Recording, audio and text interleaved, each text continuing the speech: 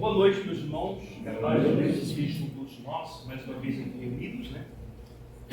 Sempre com o intuito e a missão de poder estar transmitindo uma mensagem do nosso Evangelho, né? Esse 30 minutos aí com o objetivo de orientar e também consolar. E a casa nos dá, quando convidado aqui, nos dá a liberdade de trazer, de escolher o tema. E hoje o nosso tema está lá no capítulo 15. Fora da caridade não há salvação. Meus irmãos, quando nós falamos em caridade, nós estamos falando em ação, em atitudes. Existem algumas outras religiões cristãs que afirmam que fora da igreja não há salvação. Mas dentro daquilo que a doutrina espírita coloca, prega, no primeiro princípio, na primeira lei que Jesus fala, amar acima de todas as coisas, o próximo assim, etc e tal. E quando ele afirma o que é o amar, ele diz, olha, deseje para ele, mas também faça. A vida ela é feita, acima de tudo, de ações. Se nós pegarmos toda, de acordo com o ensinamento da nossa doutrina, nós pegarmos toda a obra de Cristo, a livre de sacrifício, o sacrifício era sempre da ordem moral, o perdão, a tolerância, etc e tal, o respeito, aquela coisa toda. Se nós pegarmos a outra parte do ensinamento, ele falava da coletividade, do ato, do amor. E é por isso que nós estamos trazendo a mensagem da caridade, justamente, que é o que mais precisamos hoje, tanto da caridade física, principalmente da caridade moral, né, em relação ao nosso próximo. Imagine que recentemente nós saímos de uma pandemia que deixou sequelas, nós temos várias conturbações de ordem social, e aí você tem que fazer o quê? Se aproximar.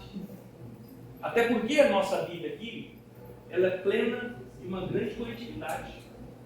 Sabe? Por mais que o processo evolutivo de um espírito, às vezes em algum momento ele é muito individual, porque ele requer sacrifício, dedicação, termos e valores, mas só que a caminhada ela é coletiva. Nós caminhamos juntos. A caridade está ao alcance de todos, do ignorante, de todas as crenças particulares. E faz mais, define a verdadeira caridade, mostrando não somente na beneficência, mas no conjunto de todas as qualidades do coração, na bondade, na benevolência para com o próximo. A modalidade de promover algo para alguém, as pessoas acham que caridade é simplesmente dar alguma coisa para alguém, normalmente material. Nós temos o ato de fazer isso, que é muito antigo, conhecido muito entre nós, humanos, o ato de esmolar. Né? Quando você vê uma pessoa na rua, você dá alguma coisa mediante um sofrimento, uma dor, e às vezes existe até perda ali naquela atividade, quando você vê, somente na rua, quem já não passou por essa experiência, né? Aquilo comove e de repente você dá. Aí você tem a filantropia, que quando um grupo de pessoas, conjunto de pessoas, em torno de uma causa se unem para poder atender. E nós temos grandes instituições filantrópicas aqui no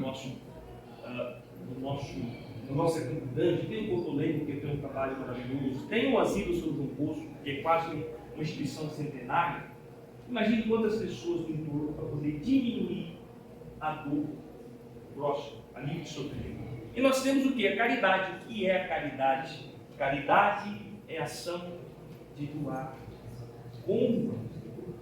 Ação de doar com amor. E quais são os requisitos necessários para o êxito da prática da caridade? Nunca vai existir uma lei que vai instituir a caridade como obrigação. Por quê? Primeira coisa, é o ato de uma forma totalmente espontânea. Quando você deixa de auxiliar ou ajudar alguém, ninguém vai, não, você não ajudei fulano, etc e tal, você não vai ser penalizado, né? Mas só que é sempre a salvação. É a recomendação do mundo espiritual, o ato de caridade, o ato de praticar algo por alguém. Meus irmãos, elemento também essencial na prática da caridade.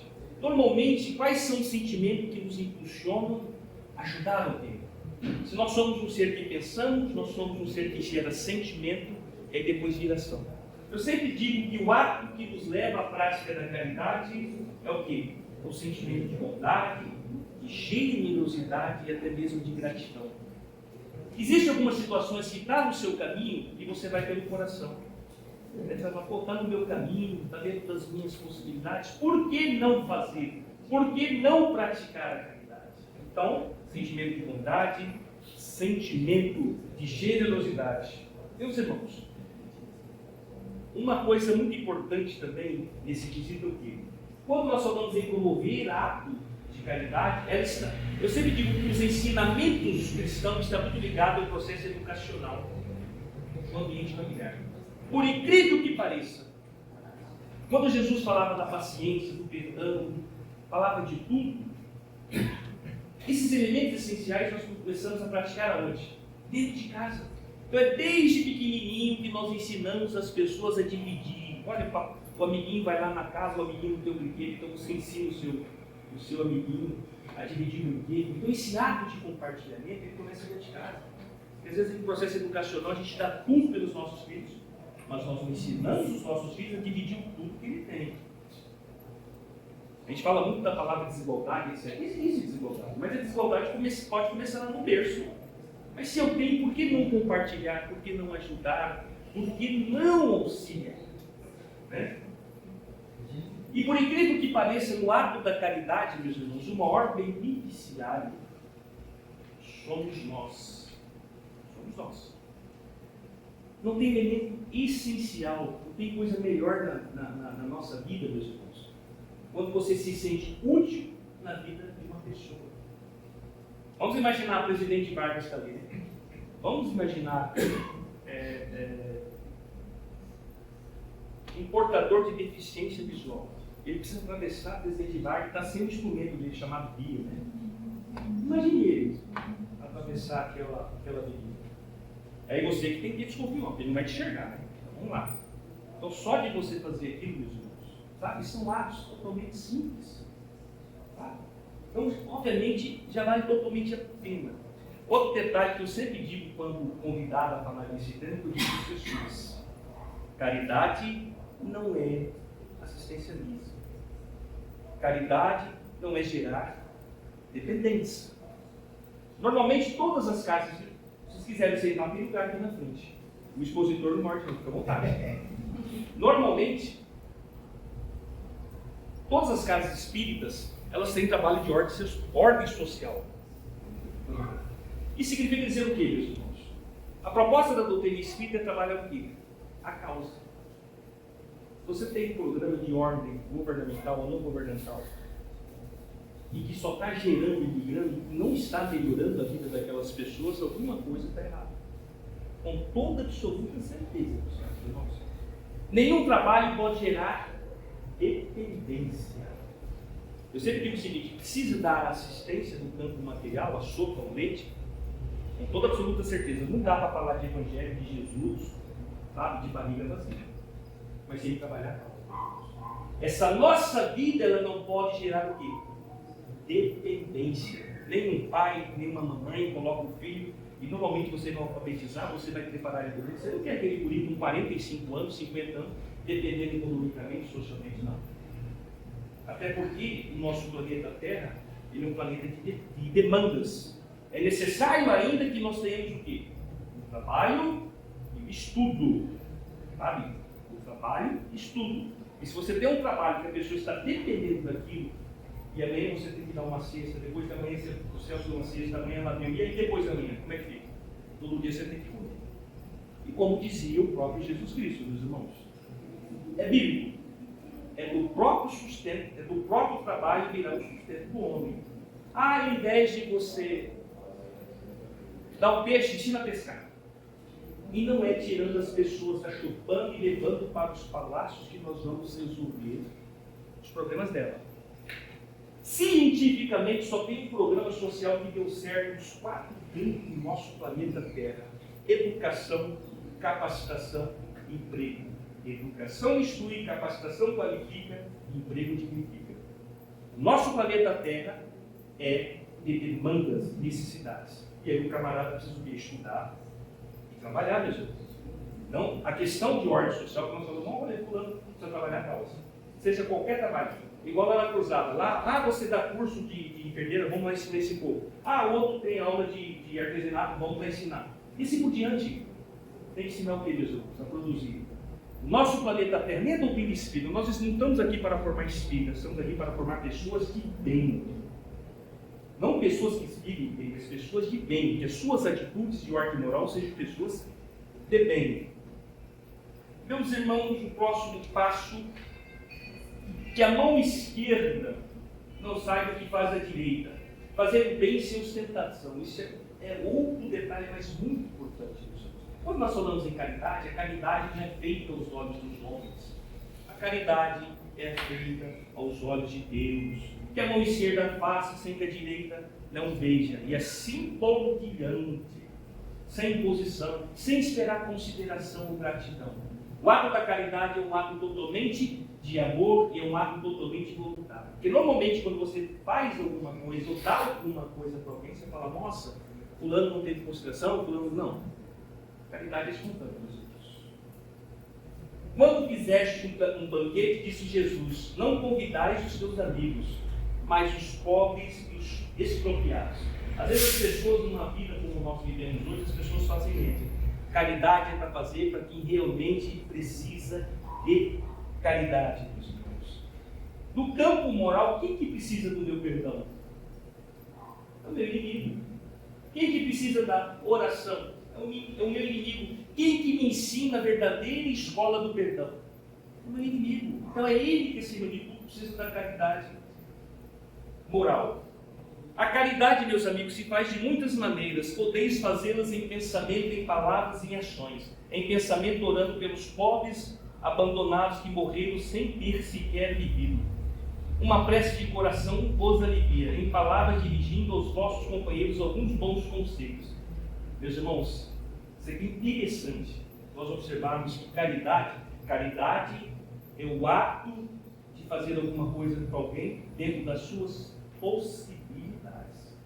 Normalmente o camarada fica uma encarnação esperando, olha, se eu acertar na senha, eu vou ajudar, eu vou fazer um trabalho bonito. Olha, aí fica naquela, né? Ai, se eu tivesse dinheiro eu ajudar todo mundo. Ele primeiro quer receber para depois fazer. O ato da caridade é dando que se recebe. É totalmente o contrário, meus irmãos. É totalmente ao contrário. É o contrário. Se ele ganhou tanto dinheiro, assim, aí quem que vai lembrar dos outros? Os grandes missionários, meus irmãos, eles se doavam dentro das suas possibilidades. Chico Xavier não esperou psicografar 450 obras, vender 25 milhões para poder ajudar alguém. Não. Irmã Dulce, lá da Bahia, ela viu um dedo lá, eu posso levantar, vou levantar esse dedo, vou fazer um chazinho dele. Não. Nelson Mandela, que foi um grande revolucionário na África do Sul, ele disse, eu lutei, agora eu tenho uma vaga na faculdade. Agora eu quero uma vaga para toda a minha raça. E lutou, pegou 29 anos de idade. Então, o ato de caridade é isso, meus irmãos. Normalmente fica esperando. Nada cai do céu, meus irmãos. Regaça a mão e vai trabalhar. Não diga que não possa trabalhar em benefício dos outros. Quantos mudos daria uma fortuna para poderem falar com você? Quantos paralíticos suspiram pelos passos que você pode dar? Quantos milionários lhe entregariam suas riquezas para ter um décimo da sua felicidade? Não diga que não possa trabalhar. Distribua a bondade que Deus lhe deu em atos de bondade. Meus irmãos, ninguém nunca pode dividir aquilo que nunca recebeu, mas ninguém pode deixar de dividir aquilo que Deus lhe deu. Se Deus lhe deu 2 braços, nunca poderá negar um abraço. Vivemos hoje numa sociedade que às vezes as pessoas negam bom dia, sabe? É uma coisa normal, como eu fico muito na rua, às vezes o camarada está lá no carro dele e tem lá um camarada trabalhando, entregando um panfleto, ou talvez vendendo uma água. Meu irmão, e às vezes nem abaixa o nível, apesar que eu acho que isso não é caridade, é falta de educação. Porque atrás daquele encarte existe o quê? O ser humano, o filho de Deus. Só que as posições estão, sabe? Mas a posição pode inverter, você entendeu? Você coloca no lugar dele. E aí? Só pelo ato de você abaixar o seu nível, pegar aquele encarte e dizer muito obrigado, nem que você rasga, não tem problema. É a valorização do ser humano. Existe para nós espírita 3 elementos essenciais que vai fazer com que o espírito encarnado possa ter êxito. Pluralidade de pensamentos, O Espírito tem que entender que tudo aqui é no plural, não é no singular. Quando nós vivemos pluralidade, porque nós somos indivíduos, temos processo de criação, isso significa dizer o seguinte: cada um pensa de uma forma. Através dos nossos pensamentos se tornam ideais, ideologias, comportamentos e ações. A vida é assim. Você tem que estar preparado para poder debater, conversar, aprender, ouvir. Né? O segundo processo de renovação. O que é renovação? A gente vai e retorna para o plano espiritual. E no processo de renovação nós temos que ter duas missões. A primeira, deixar o planeta melhor e retornar para a pátria espiritual melhor. Às vezes a gente vive nesse ambiente conturbado. Ai, que planeta que eu vou deixar para o meu filho? Não, você tem que ver que filho que você vai deixar para o planeta. Se ele está preparado para essa renovação, meio ambiente, economia, social, compartilhamento, ideologia no campo político, etc. E tal, sabe? E o terceiro, compartilhamento de talentos, compartilhar a sua riqueza, a sua história, a sua capacidade de amar. Meus irmãos, se você vem aqui e você acha que você é dono da verdade, só você pensa, né? Você é dono da razão. Se você acha que você não está preparado para esse processo de renovação, não, vou estar daqui 50 anos e faltar, eu não vou estar mais. Os meus sucessores estarão, eu tenho que ter essa preocupação. E o terceiro, você acha que tudo que você produz aqui, você tem dificuldade de compartilhar pelo ato da caridade, chama-se fracasso espiritual. A muito que foi dado será cobrado. Nada aqui é totalmente, ou seja, não existe essa prestação de conta. Eu sempre digo, a gente nasceu para ser feliz, sim, mas precisa incluir as pessoas em nossa felicidade. É como que eu vou incluir uma pessoa que eu não conheço? Possa ser que eu não conheço, mas eu tenho que ficar incomodado com o sofrimento. Não é normal o camarada passar fome numa rua, passar frio, achar que aquilo é normal. O outro ser violentado, uma mulher ser violentada pelo homem, enfim, isso não é normal, meu irmão. Existe a palavra chamada indignação. Porque se eu ficar no meu casulo, na minha situação de conforto, eu vou ver esse nosso. Sabe? Então cada um dá a sua participação. A caridade moral consiste em vos suportar uns aos outros, que mesmo fazeis nesse mundo inferior, em que estáis momentaneamente encarnados. Há um grande mérito acreditar em saber calar para que o outro mais todo possa falar. Isso também é forma de caridade. Tudo na nossa sociedade, em qualquer sociedade civilizada, a primeira coisa, uma das maiores caridades, eu sempre digo que é o quê? O ato de respeitar, que é uma regra para que nós possamos ter convívio equilibrado. Respeito individual, né? Delimitação, onde termina a liberdade do outro, começa a minha, etc. e tal. O respeito individual. O grande problema aqui é que normalmente nós achamos que nós mudamos as pessoas. Nós achamos que nós convertemos as pessoas. Não. Nós não temos o papel de mudar as pessoas, mas nós podemos influenciar as mudanças das pessoas com o nosso comportamento. Jesus não mudou ninguém, mas Ele nos norteou através das suas ações, através do seu comportamento. O que é o respeito individual? Seja matrimonial, seja na relação de trabalho, de amigos. Eu sempre digo, o grande problema é que quanto mais íntimo fica o relacionamento, nós achamos a liberdade de apontar defeitos. Se você ficar olhando para defeitos, você nunca vai enxergar a qualidade de uma pessoa. Mas se você olhar para a qualidade da pessoa, você aprende a conviver com isso. Não é que ela não, você aprende. Sabe? E a gente hoje está naquela coisa de querer converter, de impor, de mudar. Nem os próprios filhos. Você pode ter uma educação de 20, 30 anos, um camarada que faz tudo diferente do que você ensinou. Mas você fala, mas o que eu fiz? Não tem nada de errado. É que ele tem o livre-arbítrio dele, ele tem esse direito de fazer totalmente ao contrário. Mas quem vai arcar com as consequências não é o pai e a mãe. É ele. Paciência, que é a ciência da paz. Precisa ter paciência. Ciência da paz. Tem um tempo do homem, tem um tempo de Deus, tem um tempo das pessoas. Se não houver um respeito, principalmente a paciência, os conflitos são totalmente inevitáveis. Tolerância, mesmo que um tolo fale. Né? Saber ouvir, olha esse sinal de caridade. Mesmo que um tolo fale. Porque às vezes nas redes sociais, as pessoas se sentem à vontade para agredir, apontar defeito. Para todo mundo. Tem que ter respeito. A liberdade de expressão não pode ser uma liberdade de agredir o outro, de dizer o que você acha bom, no aspecto social e econômico, no aspecto afetivo, não, meus irmãos. Muito pelo contrário, as redes sociais hoje têm essa missão de aproximar as pessoas das religiões. Eu não vou deixar de conhecer o irmão que é católico e a doutrina diferente, não. Eu sempre digo, o caminho é um só, mas a caminhada é diferente. Lá na frente a gente vai se colocar, mas quem tem o dom da verdade? O dom da verdade é Jesus. Então não adianta achar que a minha religião pode ser bom para mim. Pode ser bom para o outro. Talvez para o outro não, e assim por diante, uma questão de respeito. Vai lá para a minha casa espírita que você vai se encontrar, não sei se vai.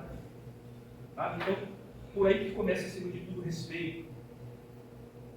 Beneficência, afeto e estima, piedade de inimigo, impacto da dor, e a mãe de todas as caridades morais, que é o perdão. Como o próprio Paulo de Tarso dizia, o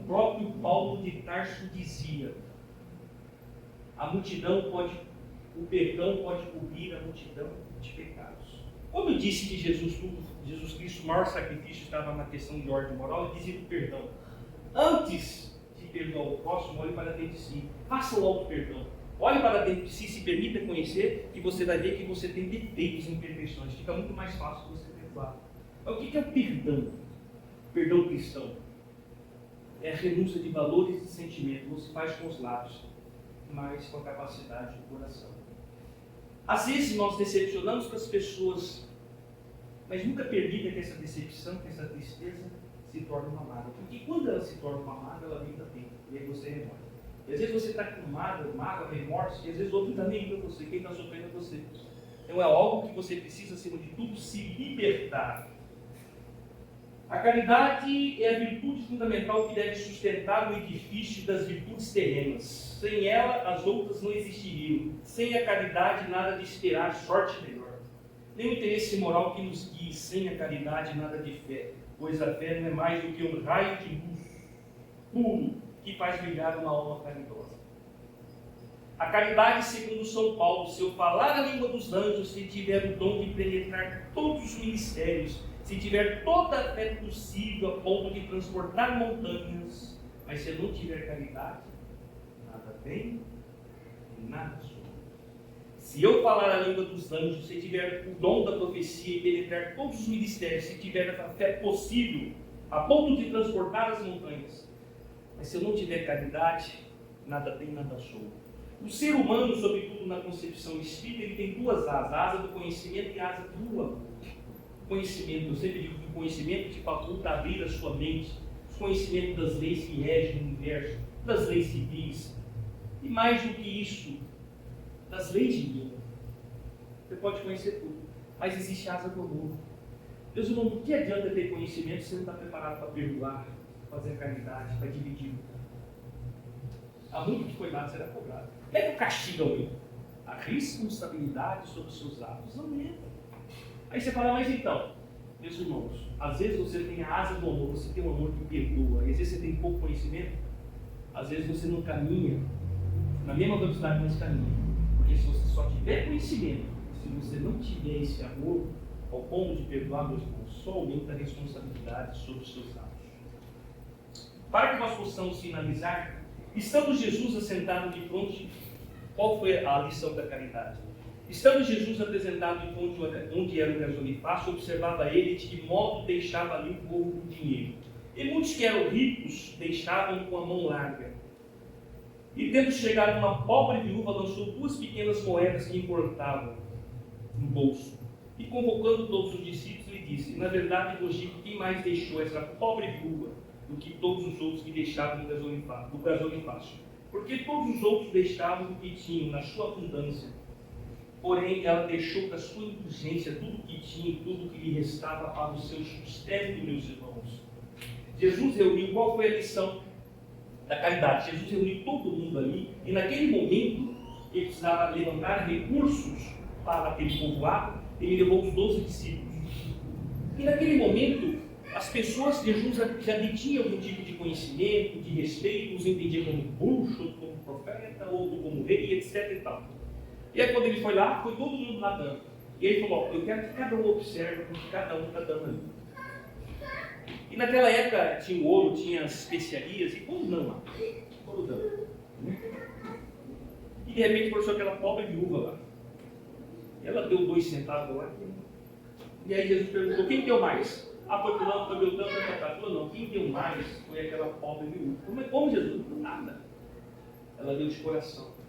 Ela deu da sua indulgência porque ela entendia que a necessidade do outro era maior do que ela. Fazer da caridade com o bolso cheio mesmo, mas é a coisa mais fácil. Mas diminuir o impacto do amor, diminuir o impacto da dor, compartilhar o pão, dividir o pão quando você só tem um e você vê o outro passar fome. É complicado. Eu resumo a caridade rapidamente como uma obra. A coragem está chegando. Tem um padre chamado Bonaventura. Depois você coloca lá, Bonaventura, e vai baixar um monte de obra. Como o nosso país também, no processo de colonização de portugueses, espanhóis, foi colonizado por padres jesuítas, né? E isso lá atrás. Só que esse padre Bonaventura, ele foi designado na época pelo Vaticano, naquela região da Itália. E os padres, como hoje naquela época, estudavam muito, faziam faculdade, etc. E tal. Como era uma comunidade muito carente, ele tinha muito conhecimento, então ele tinha conhecimento na área da medicina, etc. E ele deixou de ser um padre e era conciliador, ajudava todo mundo. E normalmente os padres naquela época, eles moravam no fundo da capela, não sei se ainda funciona. E aí, mas só que Bonaventura tinha um grande desejo, um grande sonho. Ele queria que Jesus Cristo se materializasse para poder discutir sobre o Evangelho. Olha aí, ele queria isso. E aí, muito tempo foi passando, ele bem idoso, já quase para aposentar. Acordava cedinho, 5 horas, saía do seu quartinho lá para a capela e depois ia para a comunidade fazer os trabalhos de horticultura. Uma semana de aposentar, ele já estava lá marchando, já estava bem idoso. Ele não queria largar a batina. E aí ele chegou lá e ele não estava totalmente metódico. Ele acordava cedo, tinha cama, apagava a luz, fazia a prece dele, pegava lá o... E naquele dia, quando ele voltou, ele viu a luz acesa. Estava acesa a luz no quarto. E, meu Deus, mais de 50 anos de batina, nunca esqueci a luz, não foi coisa errada. Ele abriu a porta, deve ter um ladrão, roubado. Ele abriu a porta, estava lá Jesus sentado na cama dele. Jesus levantou e disse: vem, Bonaventura, me dar um abraço. Ele ficou assim. Ele pegou e fechou a porta assim e foi em direção para dar um abraço para Jesus. Ele olhou assim e falou: ele está tendo uma delícia. Quando ele foi abraçar e fechou a porta, teve um camarada que deu uma porrada na porta. Bateu forte. E ele afastou. Peraí, Jesus. Olhou lá e disse: padre, aconteceu uma charrete lá, quebrou lá e tem várias pessoas feridas. A única pessoa que pode dar assistência aqui no nosso povoado é o Senhor. Então Jesus, peraí, vou lá. Só que ele estava numa situação muito forte. Ele foi lá ajudar a comunidade. E nisso foi 11 horas, meia-noite. E ele caiu em si e ele deixou Jesus esperando. Olha que interessante. Ele começou a cair em choro. E faltavam uns 3, 4 para poder ajudar. E aí perguntaram: o senhor está passando por um problema. Vamos atender todos. Ele atendeu todo mundo, ferido, leva para cá, leva para lá. E aí, Bonaventura retornou, já era 5h30, 6 horas da manhã já. Retornou lá para o seu fundo da capela, lá para o seu quartinho, e a luz estava acesa. Falou: nossa, Jesus foi embora, a luz ficou acesa, um grande sono. E ele ficou numa frustração. Aí ele abriu a porta. Quando ele abriu a porta, Jesus estava lá e perguntou: Jesus, você ficou me esperando? Olha o que Jesus disse para ele: teria ido embora da sua vida se você não atendesse aquela porta. Teria ido embora da sua vida se você não atendesse aquela porta. Resumindo, meus irmãos, a caridade é o seguinte: está no seu caminho, está dentro das suas possibilidades, faça, não questione.